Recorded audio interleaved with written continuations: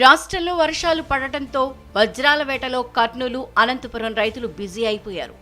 చినుకులు పడగానే రైతులు పొలాలకు క్యూ కడుతున్నారు. ఒక్క వజ్రం దొరికినా తమ కష్టాలు గట్టెక్కుతాయని రైతులు పొలంలో గుంపులు గుంపులుగా వజ్రాలని వెతుకుతున్నారు. అందులో కొందరికి అదృష్టం కలిసి వచ్చి వజ్రాలు దొరుకుతున్నాయి. కర్నూలు జిల్లాకి చెందిన ఓ రైతుకు విలువైన వజ్రం లభించింది.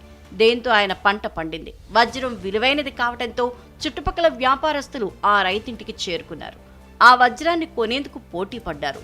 తుగ్గలి మండలం జొన్నగిరిలో వజ్రాల వేటకు వెళ్లిన 3 రైతులకు 3 వజ్రాలు దొరికాయి. 3 రోజులు వరుసగా వజ్రాలు దొరకటంతో జొన్నగిరికి చుట్టుపక్కల ప్రాంతాల నుంచి కూడా ప్రజలు వజ్రాల వేటకు పోటెత్తుతున్నారు.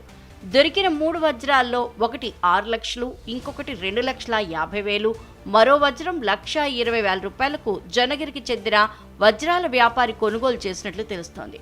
కర్నూలు జిల్లాతో పాటుగా అనంతపురం జిల్లాలో తొలకరి వర్షాలు కురవగానే వజ్రాల వేట మొదలవుతుంది. కానీ ఈసారి వేసవి కాలంలోనే వజ్రాల కోసం జనాలు గాలింపు మొదలుపెట్టారు. వాతావరణం వేడెక్కి వాన పడడం వలన భూమిలో నుంచి పైకి వాన పడడం వల్ల పైకి తేలుతున్నాయి. దాని వజ్రాలు అందువలన వానల కాలమే వెతకలాడడానికి వస్తారు.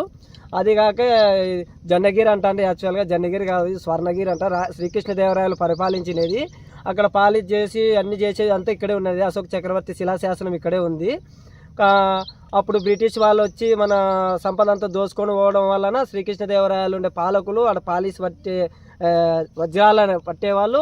వాళ్ళకి బ్రిటిష్ వాళ్ళకి సంపద దొరికినీకోకుండా చేళ్లలో చల్లుకుంటూ పోయినారు. అవి కొన్ని కోట్ల సంవత్సరాలు అయిన వల్ల కొన్ని భూగర్భ జలాల్లో ఆడాలు ఉన్నాయి కాబట్టి ఆ చేలు పొలాలు దున్నడం వలన సేద్యాలు చేయడం వల్ల ఆ వానలకి బయటికి పడుతున్నాయి. అందుకే వజ్రాల కోసం అందరూ వేట సాగిస్తున్నారు.